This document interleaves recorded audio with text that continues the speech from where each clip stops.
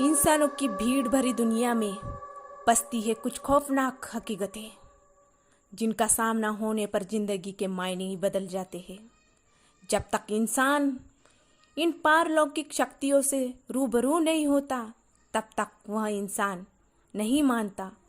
पर जिन लोगों को इस प्रकार से डरावने अनुभव से गुजरना पड़ता है, उनकी जिंदगी खौफ से भर जाती है। आइए जानते हैं कुछ ऐसी ही डरावनी और सच्ची कहानियों के बारे में।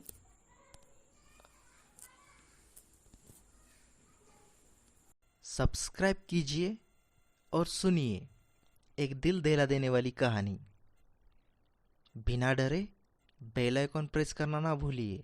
यहाँ एक आंखों देखी घटना है।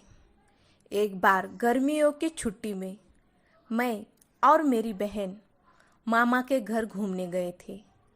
मामा के घर में नानी मुझे बहुत प्यार करती थी और मेरी बहन को यह पसंद नहीं था, क्योंकि वे थोड़ी शरारत वाली और थोड़ी मस्ती भी करती थी। एक दिन मेरी माँ की तबीयत अचानक खराब हो गई। तब मेरे मामा मुझे मेरे घर ले आए। वो भी मेरे घर पर रुक गए। जब मेरी माँ की तबीयत सही हो गई, तब मामा जी बोले कि मैं अपने घर जा रहा हूँ।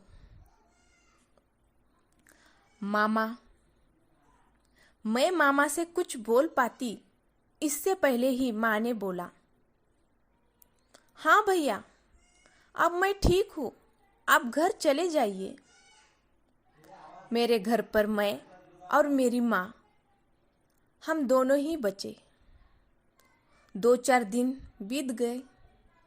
तब एक दिन रात को मुझे जोर की प्यास लगी और मैंने आंगन में पानी पीने के लिए उठकर गई। तभी मेरी नज़र ऊपर गई और मैंने देखा कि धुआं जैसा कुछ उठ रहा है। तब मैंने अपनी माँ को जगाया और माँ को बोला, माँ, ऊपर देखो, यह काला काला धुआं जैसा क्या उठ रहा है।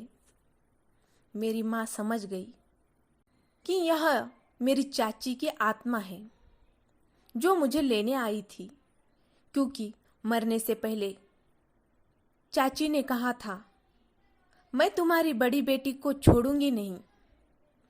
मेरी माँ ने मुझे सुला दिया और खुद घर के पीछे बरगद का पेड़ लगा था, उसके नीचे बैठकर रोने लगी, क्योंकि बरगद के पेड़ पर हमेशा रात 11:30 बजे के बाद चुड़ैल, आत्मा, भूत, प्रेत निवास करते थे और उसी पे चाची की आत्मा भी थी। तभी मैंने देखा कि मेरी माँ और उसके आसपास बहुत सारी औरतें बैठी हुई थी। मेरे दिमाग में कुछ नहीं समझ आ रहा था।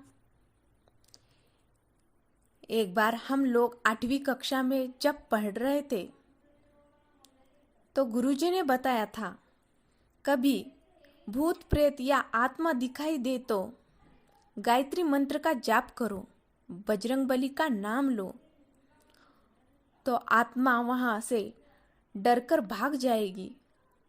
उस वक्त यह बात मुझे याद आ गई और मैंने वैसा ही किया जैसे गुरुजी ने बताया था।